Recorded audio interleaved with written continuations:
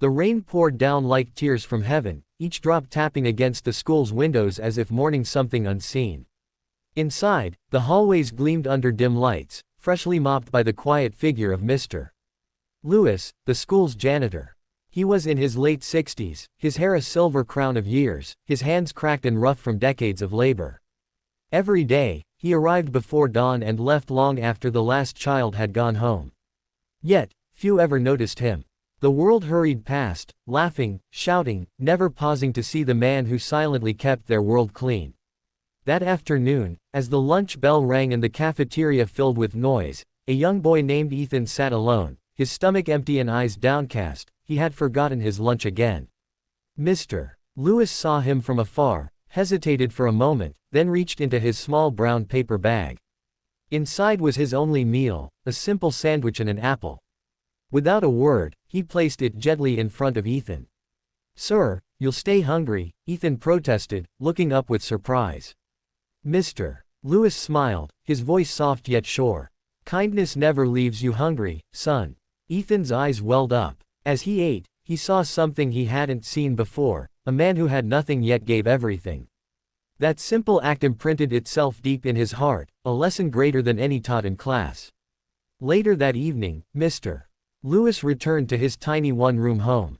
The roof leaked, the walls cracked, but his spirit was light. He looked at a faded photograph of his late wife, Mary, and whispered, "You were right, love, giving is never losing." The flickering bulb above him trembled but stayed glowing, dim, yet beautifully alive.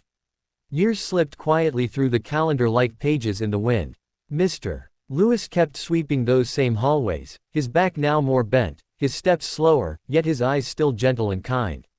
He never sought praise or recognition, he found his peace in simple service. Every morning, he greeted the teachers and students with the same humble smile, though most hurried past without a glance. But one day, when a teacher tripped in the hallway, dropping a pile of papers, Mr. Lewis instantly knelt down, gathering each sheet with trembling hands. She muttered a quick, "Thank you," embarrassed. He just smiled and said, "We all trip sometimes. Helping is what keeps us standing." Those words lingered longer than either of them knew. But one cold afternoon, while cleaning the gym, Mr. Lewis suddenly staggered and fell. His mop clattered to the floor, echoing through the empty space. By the time help arrived, his pulse was faint, his breath uneven. The school fell silent when they heard, students whispering, teachers pausing mid-lesson. The man who had always been there was suddenly gone. At the hospital, no family came. Only a nurse sat by his bedside, reading the few things he owned. In his small drawer, she found a bundle of old, crumpled letters, thank you notes from students long grown, some with childish handwriting, others faded from years of folding and unfolding. She held them gently, her eyes misting. He remembered everyone, she whispered softly, but no one remembered him. The rain outside began to fall again, steady and slow, like it did on the day Ethan first met him, each drop sounding like a memory, each echo a quiet prayer. The years continued their quiet march, and the school's name changed, its walls repainted, yet the memory of Mr. Lewis lingered like a whisper in the halls. Ethan, now grown, stood tall in his graduation gown, ready to step onto the stage. Cameras flashed, parents cheered, and teachers smiled proudly, but Ethan's eyes searched through the crowd for one familiar face. He hoped, somehow, that Mr. Lewis would be there, sitting quietly at the back as he always had.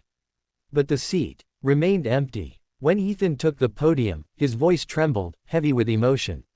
"I once knew a man," he began, his words echoing through the hall. "He wasn't my teacher, but he taught me life's greatest lesson, that kindness moves in circles. You give it away, and someday, it finds its way back." The audience grew still, sensing something deeper behind his voice. Ethan's eyes glistened. His name was Mr. Lewis, and I owe him everything.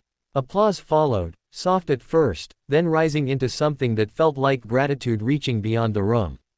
After the ceremony, Ethan drove through the rain to the old hospital, his heart pounding. There, in a quiet room, he found Mr. Lewis asleep beneath thin white sheets, frail but peaceful. The old man stirred, blinking softly as Ethan entered. "You graduated?" he asked in a weak whisper. Ethan smiled through tears. "Because of you." Mr. Lewis' lips curved into the faintest smile. Then my work's done. Ethan shook his head, gripping his hand. No, sir, it's just beginning. Their eyes met, one filled with the glow of youth, the other with the fading light of a lifetime of giving, and in that moment, both knew the circle of kindness had begun its return. Weeks later, Mr. Lewis awoke to sunlight streaming through clean white curtains, the scent of flowers filling the air. For a moment, he thought he was dreaming. The small hospital room he had known was gone. Now, he lay in a warm, bright space, paintings on the walls, soft music playing, laughter echoing faintly from the hallway. Ethan stood beside him, smiling gently. "Welcome home," he said.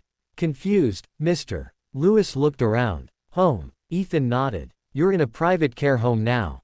Everything's taken care of. You don't have to worry about anything anymore." Tears welled in Mr. Lewis' eyes as he whispered, "But, I have nothing to repay you with." Ethan knelt beside him, holding his frail hands. "You already did, years ago. You gave me your lunch when I had none. You gave me hope when I was invisible.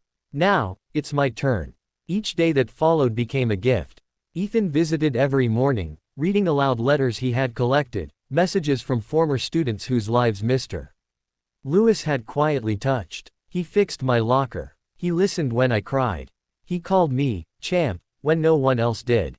Mr. Lewis wept softly. "I never knew they noticed," he murmured. Ethan smiled. "You taught us that no act of love goes unseen, it just takes time to come full circle." On the bedside table sat a framed photo, Ethan in his graduation gown, handing a sandwich to Mr. Lewis, a mirror of that day long ago. They both laughed through tears. Outside, a child was seen helping another tie his shoelaces near the garden. The camera panned slowly, capturing the gentle, unseen ripple of kindness, moving forward, from one heart to another, just as Mr. Lewis had always believed. Months later, the town gathered in the school auditorium, the air alive with quiet anticipation.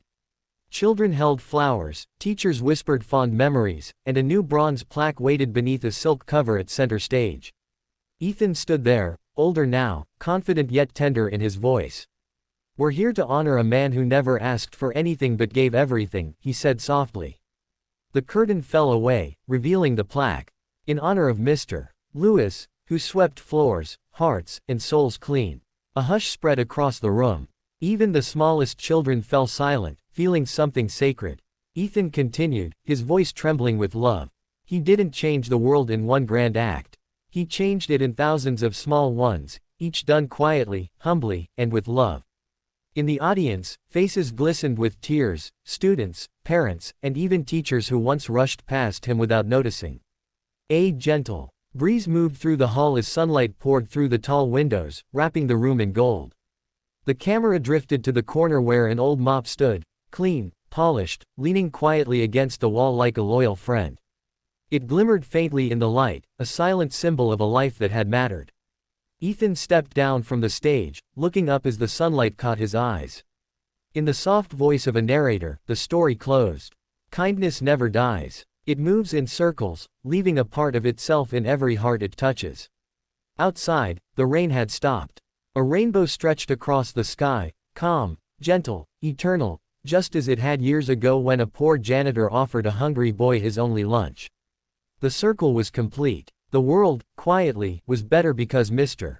Lewis had lived.